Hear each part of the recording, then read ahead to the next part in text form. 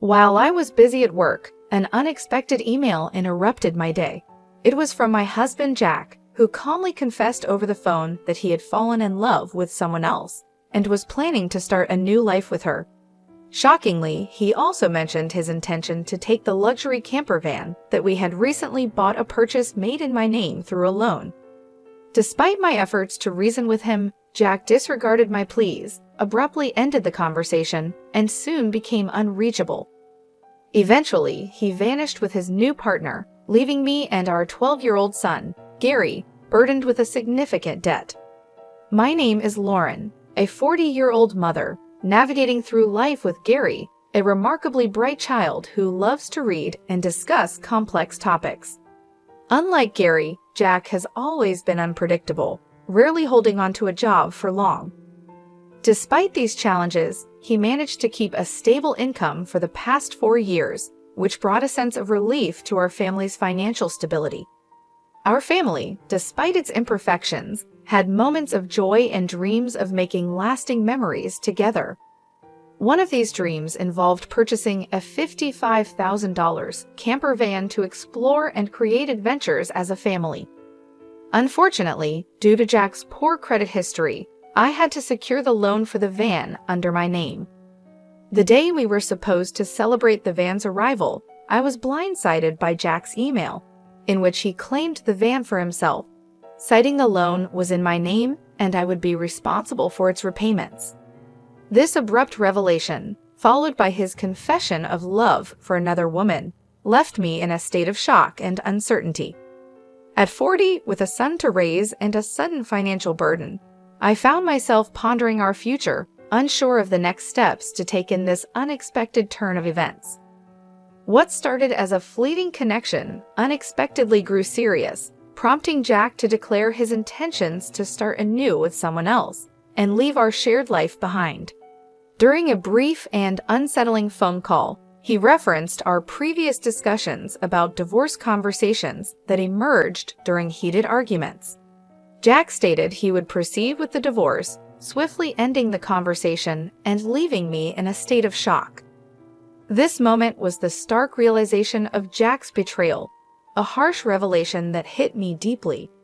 Despite my attempts to reach out to him following this exchange, he remained silent, never responding to my calls or emails.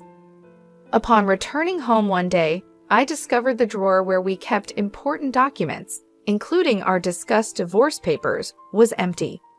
Jack had taken them.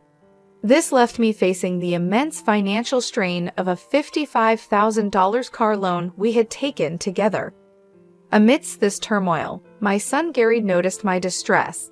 His worry became evident one evening when he approached me, his voice laced with concern, asking if I was okay, noting my lack of appetite and the unusual atmosphere at home.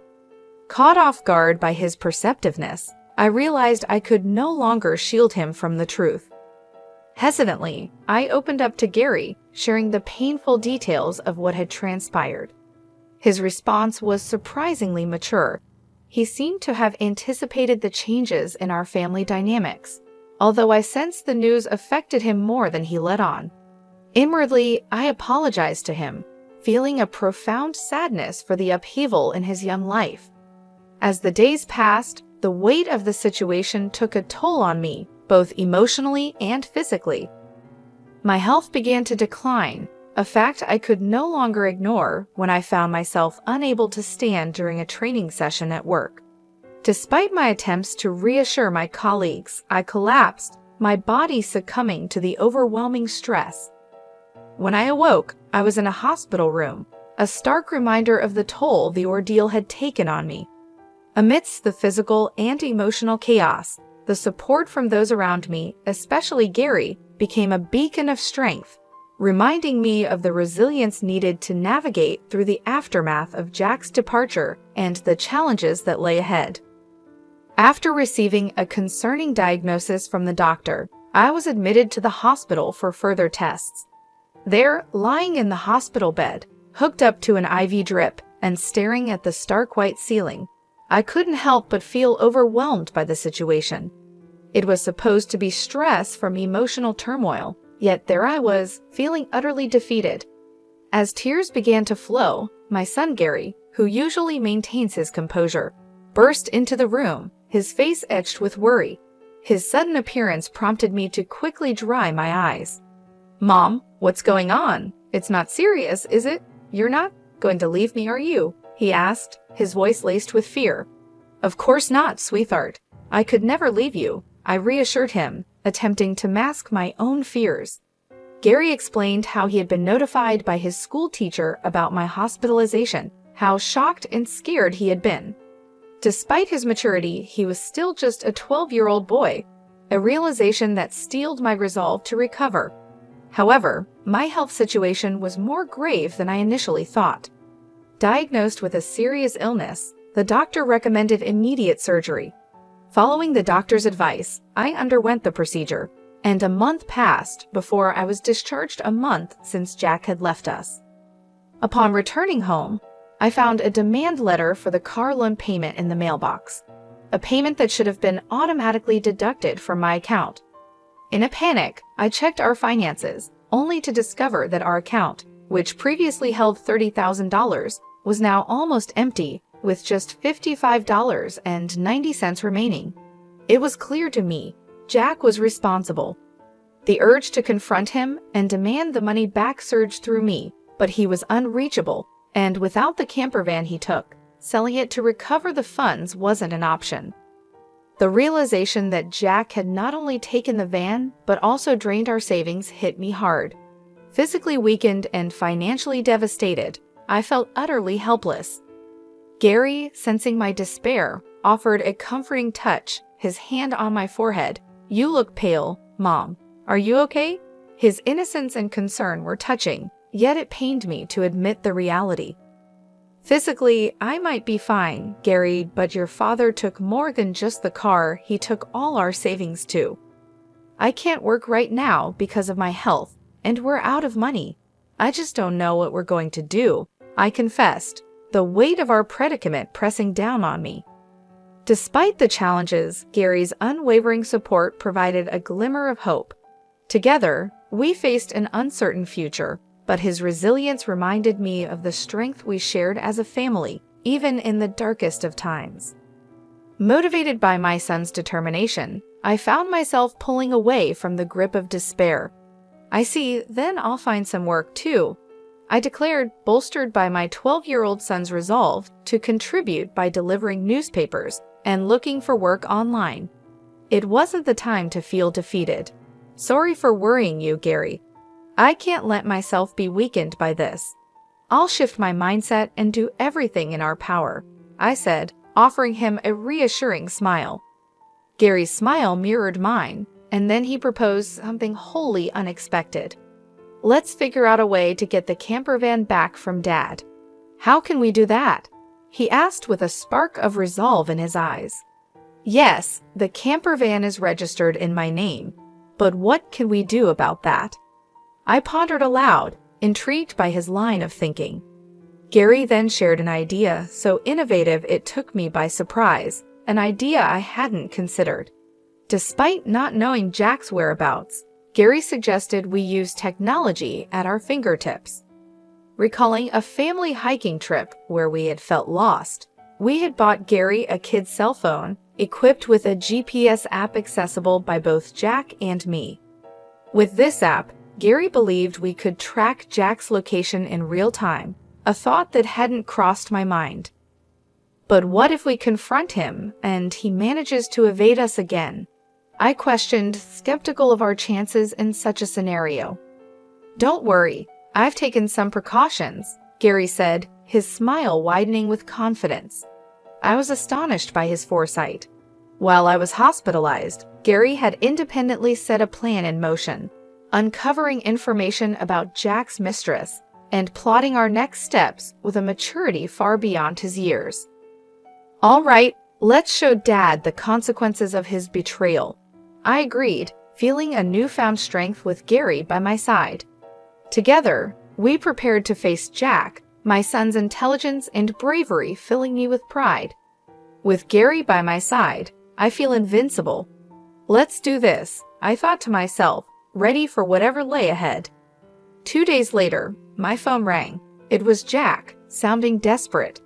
"Ah, it's me. I need your help. The police are questioning me about you, and they might ask me to come to the station voluntarily. Please help me," he pleaded. "Oh, is that so? Just wait a moment," I replied, maintaining my composure. Gary and I quickly headed to the location provided, a forest park near our house known for camping. There we found Jack being interrogated by the police beside his car, his expression a mix of confusion and dismay. The tables had turned. With careful planning and the element of surprise on our side, we were ready to face Jack and reclaim what was rightfully ours, standing united and stronger than ever.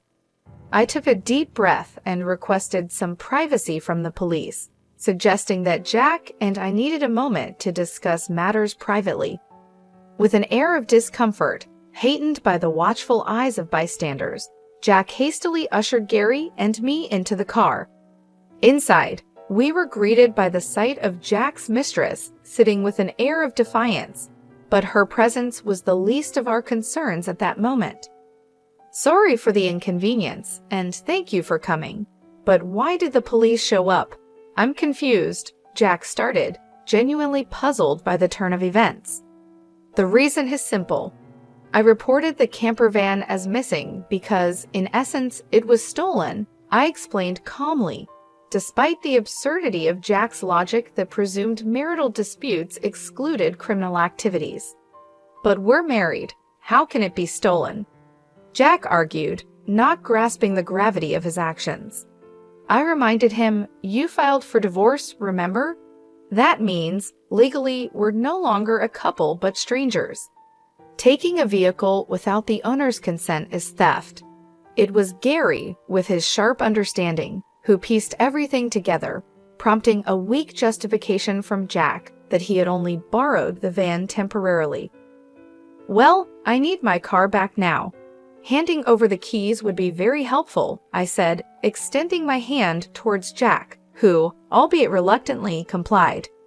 It was then that Gary, in his straightforward manner, questioned his father's decision to abandon his family for another woman. Caught off guard, Jack fumbled for words, only to be interrupted by his mistress's boastful claim of being the more attractive choice, which she believed justified Jack's departure. Gary's stern rebuke silenced her, turning the focus back on Jack for an explanation. When Jack hesitated, Gary threatened to involve the police again, prompting a hurried admission. Jack revealed that Martha, the other woman, had joined his company 5 months prior, and their affair began shortly after. The revelation of Martha's pregnancy led Jack to the decision to leave us and start anew with her. "Why did you take the camper van?" I asked, aiming to understand the rationale behind his decision amidst the chaos of his actions and decisions. "After leaving my job, I contemplated selling the camper van for some extra cash. However, it seemed you had other plans, Jack, using it for your escapades. I figured it was too hasty to sell it immediately, so we took it for a trip instead." "But how did you keep track of all this?" Jack asked, puzzled. I reminded him of the little safeguard we put in place after Gary's fox misadventure during a family hike. "Remember, we bought Gary a child's phone and installed a GPS tracking app. You seem to have forgotten we installed the same app on your phone, so I've been aware of your whereabouts all along." To my surprise, Gary later confessed he had orchestrated getting lost on that hike as a ploy to secure a phone for himself, a revelation that highlighted his cunning and foresight. I had my suspicions about Dad, so I devised this plan to keep an eye on him, Gary admitted, showcasing his adeptness at strategy. "You're quite the formidable child, Gary. I strive never to be the kind of adult who betrays those who matter." Without a second thought, Jack said, a trace of realization in his tone. Confronted by the blunt truth from his son, Jack appeared defeated, a stark contrast to the empowered feeling Gary's assertiveness and maturity instilled in me. As a mother, this bolstered my resolve to ensure everything was settled justly. "And about the $30,000 you took from our account," I pressed on, That money needs to be returned immediately. It was our family's savings. Jack protested, but we were married. I don't have to give it back. That's where you're wrong. The money was mine, saved painstakingly from before we were even together. Your history of quitting jobs never really contributed to our savings, did it? I countered, dismayed yet vindicated to learn how the money was frivolously wasted by Jack and his mistress. It was a moment that cemented my relief over our impending divorce. So this is how it stands. If you appropriated the van and my savings for your use, that's a criminal offense. I informed him, ready to address the matter legally if necessary. Jack, trying to dismiss the severity, retorted, I've already sent the police away.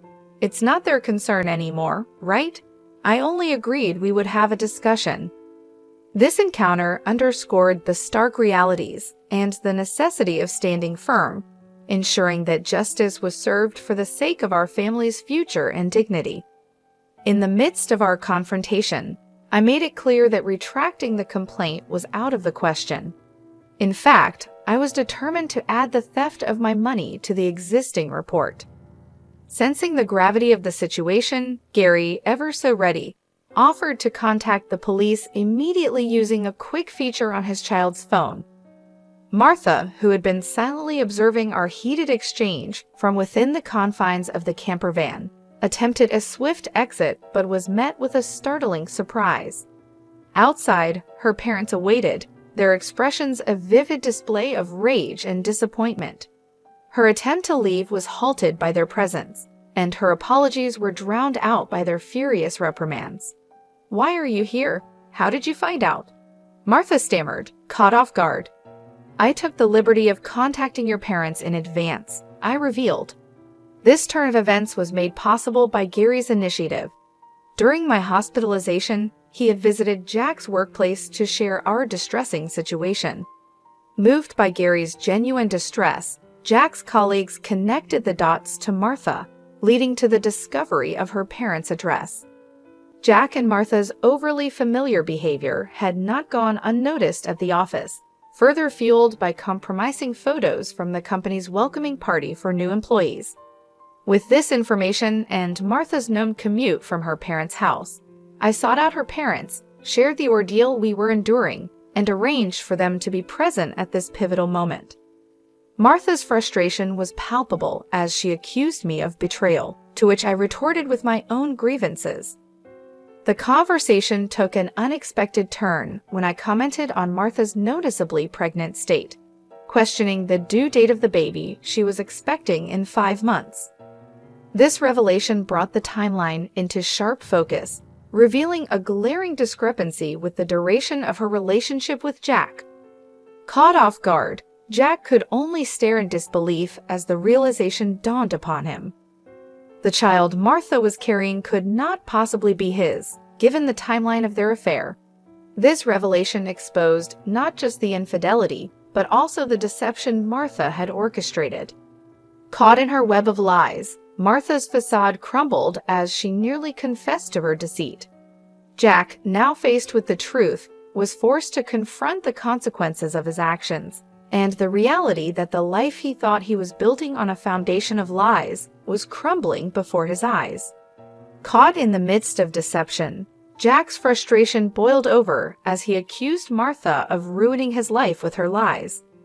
"You're so gullible, not seeing through the lies at all. A real fool," he exclaimed, as their argument spiraled into an ugly exchange. Amidst their quarrel, we reached out to the police to update them on the unfolding drama.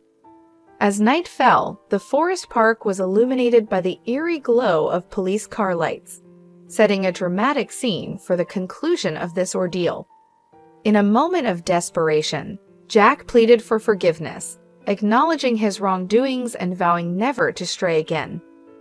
However, Gary, wise beyond his years, dismissed his father's sudden change of heart with a dose of reality. People don't change overnight, especially not someone as unreliable as you. Echoing Gary's sentiment, I made it clear to Jack that I could not trust his hollow promises. "It's time for you to face the consequences of your actions at the police station." As for the money, worry about repaying it after you've served your time, I told him, firm in my resolve. Jack worried about his ability to repay the stolen funds if incarcerated, but I assured him that arrangements would be made.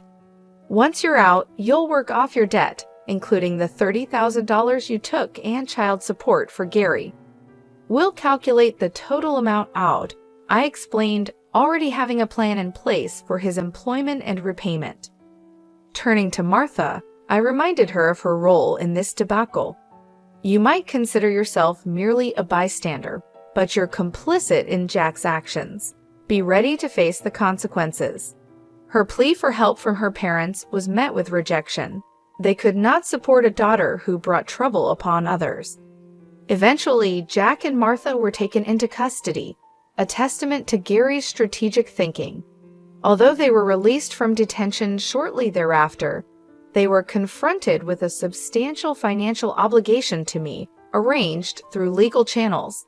I successfully claimed $30,000 in damages and secured a child support agreement from Jack amounting to $800 monthly for Gary. Furthermore, I facilitated Jack's employment at a subcontracting factory associated with my workplace, ensuring his debts to us would be deducted directly from his earnings. With the camper van sold and the loan settled, my health saw a significant improvement, rejuvenating my energy and dedication to my work. Gary, too, took on more responsibilities around the house, embodying resilience and perseverance. Together, we look forward to moving ahead, stronger and more united than ever, ensuring Gary has every opportunity to follow his dreams without hindrance.